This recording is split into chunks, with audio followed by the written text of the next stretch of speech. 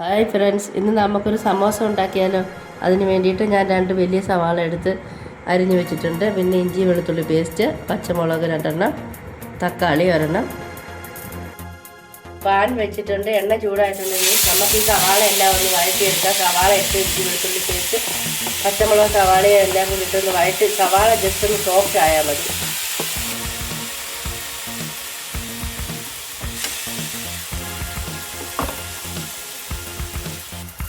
ഇത് ചിക്കൻ കുക്കറിൽ മഞ്ഞൾപ്പൊടിയും കുരുമുളകും ഇട്ട് വേവിച്ച് മിക്സിയിലിട്ട് അരച്ചെടുത്ത് വെച്ചേക്കുന്നതാണ്.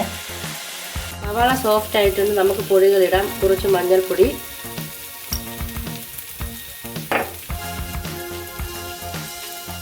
കുരുമുളക് പൊടി 1/2 ടീസ്പൂണ്, എരിവിനനുസരിച്ച് കൂട്ടുകയും കുറയ്ക്കുകയും ചെയ്യണം. ചിക്കൻ മസാല ഒരു സ്പൂണ്.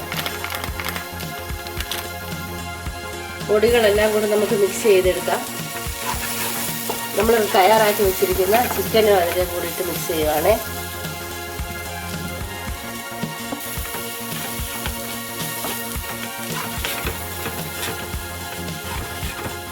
ഉപ്പ് നമ്മൾ ഈ സമയത്ത് ആവശ്യത്തിനനുസരിച്ച് ചേർക്കണേ. എന്നിട്ട് നമുക്കൊരു 2-3 മിനിറ്റ് ചെറിയ തീയിലിട്ടിട്ട് അടച്ചു വെക്കാം.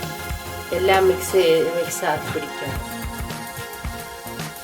പൊടികളെല്ലാം നല്ലതുപോലെ ചിക്കനിൽ ചേരാൻ വേണ്ടിയിട്ട് നമുക്ക് 2-3 മിനിറ്റ് അടച്ചു.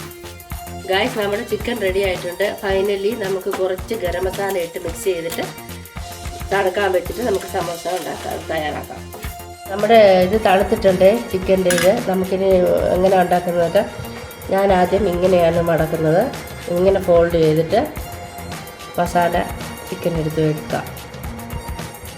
ചിക്കൻ വെച്ചിട്ട് വീണ്ടും ഞാൻ ഇങ്ങനെ ഫോൾഡ് ചെയ്യും. എന്നിട്ട് ഞാൻ മൈദയുടെ മിക്സ് റെഡിയാക്കി ഇട്ടിട്ടുണ്ട്. അത് പുരട്ടും.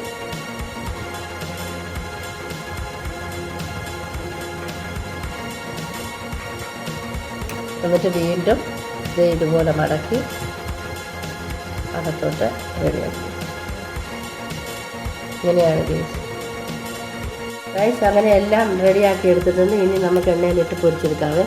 നമുക്കിനി സമോസ പൊരിച്ചെടുക്കാം.